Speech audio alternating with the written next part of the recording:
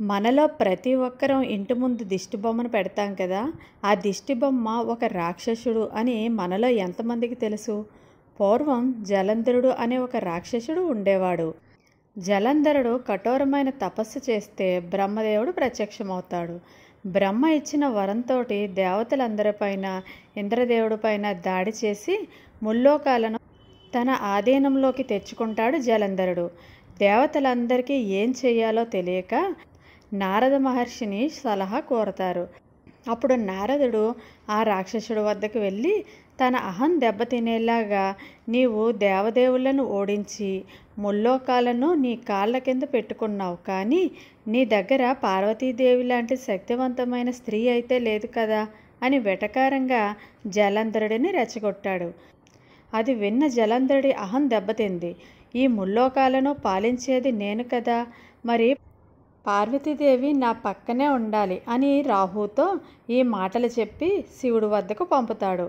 అప్పుడు రాహువు శివుడి వద్దకు వెళ్ళి, స్వామి, పార్వతీదేవి జలంధరుడి పక్కనే ఉండాలట.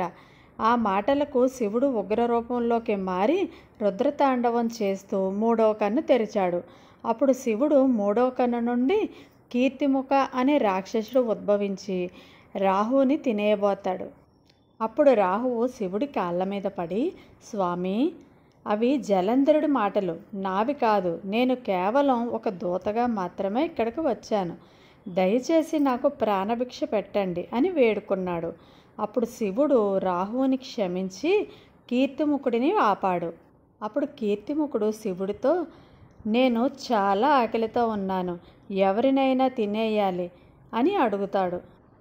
అప్పుడు శివుడు, నిన్ను నువ్వే తినే అని కోపంగా అంటాడు. కీర్తిముఖుడు అత్యంత ఆకలితో తన శరీరంలో మొత్తం అవయవాలన్నిటినీ తినేస్తాడు. తల మాత్రం మిగులుతుంది. అది చూసిన శివుడు, నేను ఏదో కోపంతో అన్నాను, దాన్ని నువ్వు ఆలోచించకుండా నా ఆజ్ఞ పాటించావు అని సంతోషించి కీర్తిముఖుడికి ఒక వరం ఇస్తాడు. ఇక నుండి నీ ముఖం అసూయ, ద్వేషం నుండి పుట్టిన నరదృష్టికి దృష్టి కవచంలా పనిచేస్తుంది.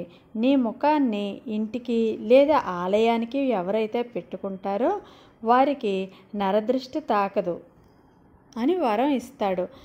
అందుకే దిష్టిబొమ్మ లేకుండా కొత్తగా కట్టిన ఇల్లులు కానీ దేవాలయాలు కానీ ఉండవు. మీరేమంటారు?